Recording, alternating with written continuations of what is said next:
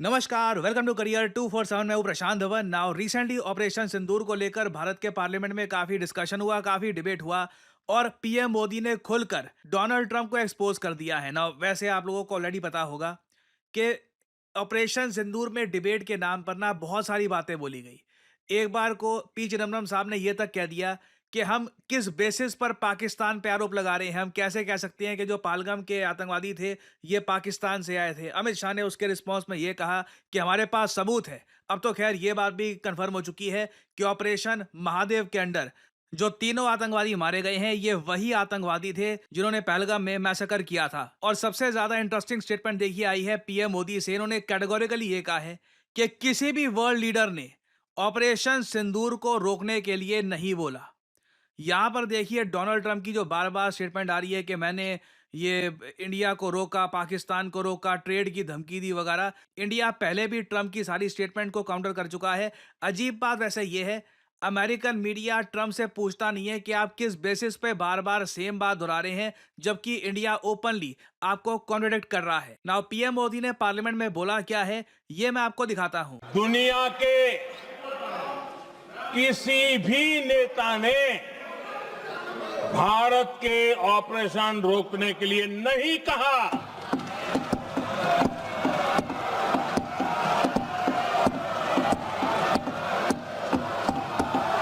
America के उपराष्ट्रपति जी ने मुझे फोन पे बताया कि पाकिस्तान बहुत बड़ा हमला करने वाला है। मेरा जो जवाब था, जिनको समझ नहीं आता है उनको तो नहीं आएगा।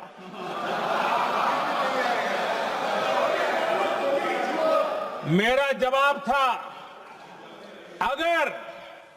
अगर पाकिस्तान का ये इरादा है तो उसे बहुत महंगा पड़ेगा।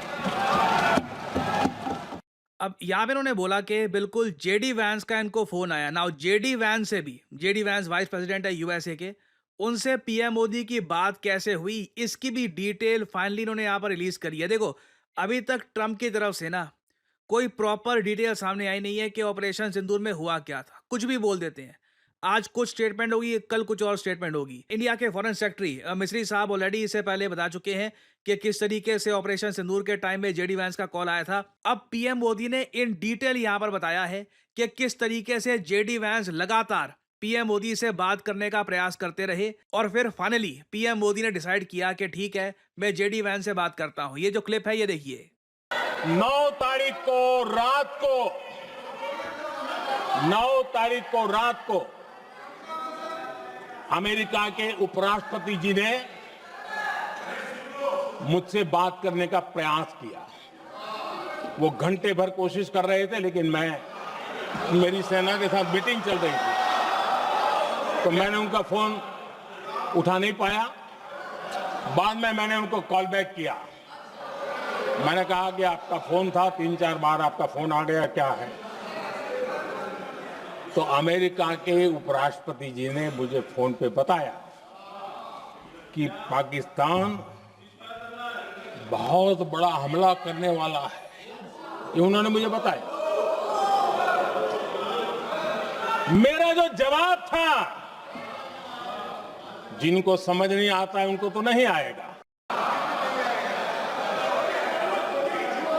मेरा जवाब था,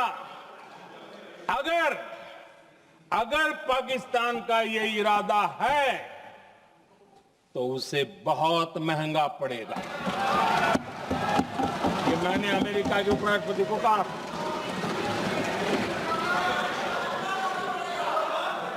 अगर पाकिस्तान हमला करेगा तो हम बड़ा हमला कर करके जवाब देंगे। ये मेरा जवाब था। और आगे मेरा एक वाक्य था, मैंने कहा था हम गोली का जवाब गोले से देंगे। ये 9 तारीख रात की बात है और 9 रात में और 10 सुबह हमने पाकिस्तान को सैन्य शक्ति को तहस नहस कर दिया था। नाउ इतना ही नहीं, इन्होंने यहाँ पर इंडस वाटर ट्रीटी के बारे में बात कही है और ये कहा है कि देश के पहले प्राइम मिनिस्टर जवाहरलाल नेहरू के अंडर जो इंडस वाटर ट्रीटी साइन करी गई थी, ये इंडियन फॉरेन पॉलिसी का एक बहुत बड़ा ब्लंडर था अकॉर्डिंग टू पीएम मोदी। और इन्होंने आगे देखिए इन डिटेल बताया है कि 80% जो पानी है रिवर्स का जो इंडिया से बहती है, ये हमने पाकिस्तान को क्यों दे दिया। ये पानी बिलोंग करता है भारत के किसानों को, चाहे वो पंजाब में हो, हरियाणा में हो, बाकी स्टेट्स में हो। ये पानी भारत को यूज करना चाहिए। सिर्फ 20% पानी इंडियन यूज के लिए क्यों रखा गया। वैसे देखिए ये बात काफी हद तक सही है। इंडिया की वाटर डिमांड बढ़ने वाली है। इंडस वाटर ट्रीटी अपनी करंट स्टेट पर इंडिया को कहीं से भी सूट नहीं करती। We need to divert that water ताकि हमारी अभी भी जो बढ़ती हुई आबादी है इसको हम सस्टेन कर पाएं। और सिंस देखिए यहाँ पे ऑपरेशन सिंदूर की बात की जा रही है, इंडस वाटर ट्रीटी की बात की जा रही है, पाकिस्तान में जो ये डिबेट्स है ऑपरेशन सिंदूर को लेकर बहुत ज्यादा इंटरेस्ट से देखे जा रहे हैं। आपको मैं बता दूं पाकिस्तान का मीडिया एक्सटेंसिवली कवर कर रहा है इन सब डेवलपमेंट्स को। बीच में कुछ एमपीज ने ये भी बोल दिया था कि जी रफाल गिरा है और आपको बताना चाहिए देश को कि रफाल गिरा है। काफ़ी स्टेटमेंट्स आई थी, वो पाकिस्तान में काफ़ी वायरल भी हुई है। मैं वो स्टेटमेंट्स वापस प्ले करना नहीं चाहता, मतलब सेम बात ही वहाँ पर है काफ़ी हद तक। बट एक इंटरेस्टिंग बात नोट करने वाली ये है कि डोनाल्ड ट्रंप को लेकर पॉलिटिक्स लगातार इंडिया में इंटेंस हो रही है। अब पीएम मोदी ने बोला कि किसी भी वर्ल्ड लीडर ने मुझको नहीं बोला कि ऑपरेशन सिंदूर रोको ना। राहुल गांधी इसके रिस्पॉन्स में कहते हैं, मगर डोनाल्ड ट्रंप तो अब 25 से ऊपर बार कह चुके हैं कि उन्होंने इंडिया पाकिस्तान की वॉर रुकवाई है। मतलब कि उन्होंने आपको बोला कि बस करो अब यहाँ पे और कुछ अटैक मत करना। तो अगर ट्रंप झूठ बोल रहे हैं तो पार्लियामेंट में खड़े होकर बोलिए कि ट्रंप झूठे हैं। 29 times he said, 29 बार उन्होंने बोला कि भैया मैंने सीज फायर करवाया। अच्छा, अगर वो झूठ बोल रहे हैं तो अपने भाषण में यहां प्रधानमंत्री कह दें कि वो झूठा। अगर वो झूठ बोल रहे हैं तो अपने भाषण में यहां प्रधानमंत्री कह दें कि वो झूठ बोल रहे हैं। यहां पे अगर दम है तो यहां पे प्रधानमंत्री बोल दे कि ट्रंप झूठ बोल रहे हैं।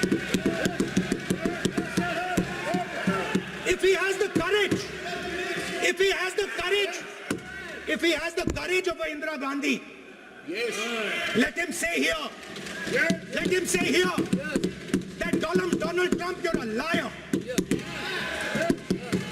that you did not make a ceasefire.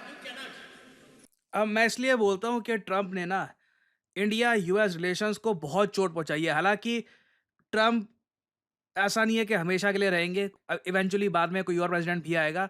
मगर ट्रंप अपने छोटे कार्यकाल में ऐसी अजीबोगरीब स्टेटमेंट्स दे चुके हैं कि अब इंडियन पार्लियामेंट में आप देख लो, एक तरफ पीएम मोदी इनडायरेक्टली कहते हैं कि ट्रंप ने जो बोला है वो झूठ है, ऑपोजिशन कहती है कि नहीं खुलकर बोलो कि Donald Trump is a lawyer. मतलब आप देखो शी जिनपिंग के बारे में भी कभी इस तरीके से बात नहीं हुई होगी।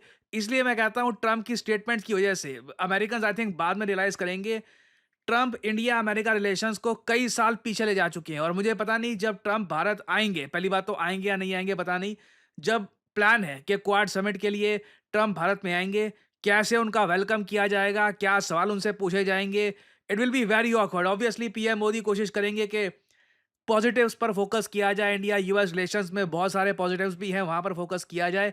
बट ओवरऑल आप कह लीजिए बिना किसी बात को लेकर एक ऐसी चीज जो ट्रंप को दोहराने की इतनी आवश्यकता भी नहीं थी, इन्होंने ये रिपीट कर करके इंडिया यूएस रिलेशंस को हैवी डैमेज पहुंचाया है। आगे देखिए राहुल गांधी ने यह भी इशू रेज किया कि इंडिया दुनिया भर में ये कह रहा है कि पाकिस्तान आतंकवाद फैला रहा है, जबकि आसिम मुनीर को ओपनली यूएस इनवाइट करता है और यूएस कहता है कि देखिए आतंकवाद से लड़ने में तो पाकिस्तान ने हमारी काफ़ी हेल्प करी है। बेसिकली इंडिया ने जो भी कहा है इसको निगेट कर दिया जाता है स्टेटमेंट से। ये यहाँ पे जो स्टेटमेंट है राहुल गांधी की, ये सुनिए।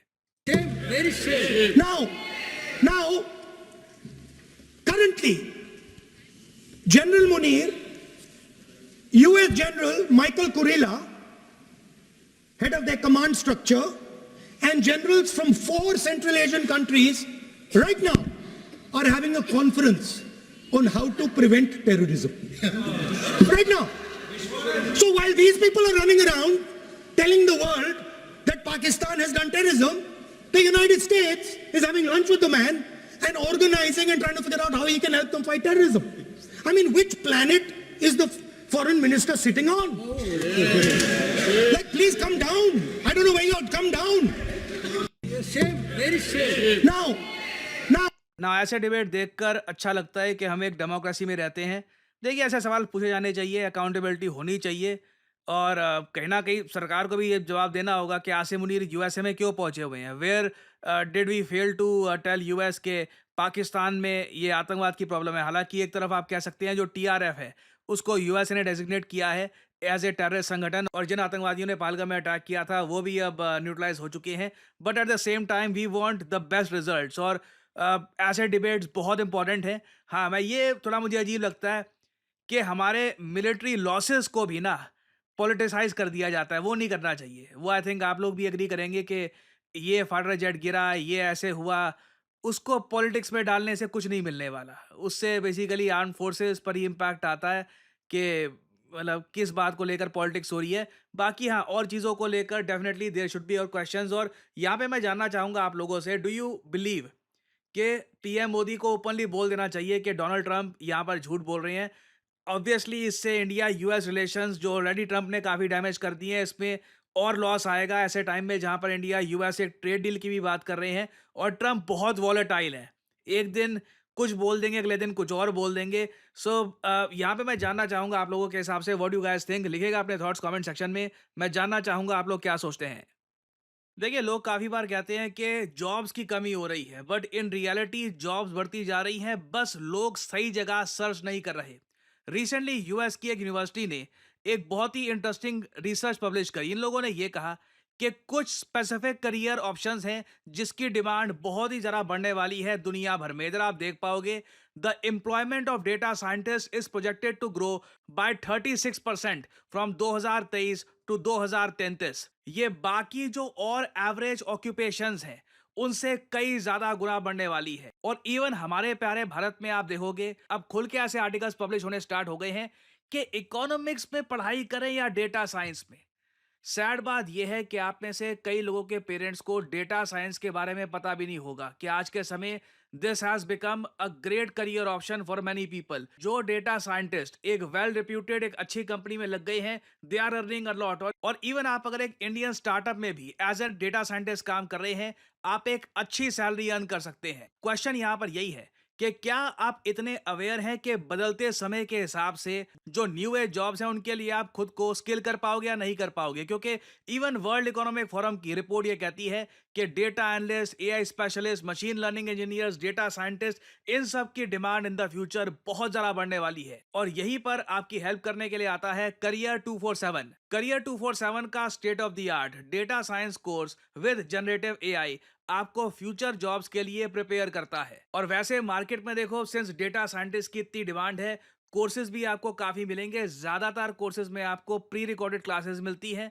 और कुछ टूल्स आपको दे देंगे और बोल देंगे गुड लक, खुद अपने आप सीखते रहो। जबकि आप जो करियर 247 का कोर्स है, इसमें आप देखोगे आपको लाइव क्लासेस मिलती है, 260 आवर्स ऑफ लाइव क्लासेस जो वीकेंड्स में होगी। आप वीकेंड्स में लाइव क्लास करिए अपनी, वीकडे में प्रैक्टिस करिए अपनी क्राफ्ट स्किल्स, अपनी कॉन्स्टेंटली इंप्रूव करते रहिए। करियर 247 के डेटा साइंटिस्ट कोर्स में आपसे हम प्रोजेक्ट भी करवाएंगे। आपको बेसिकली जो स्किल्स मिल रही हैं इनको यूज कैसे करना है रियल लाइफ में, ये भी आप सीख पाएंगे।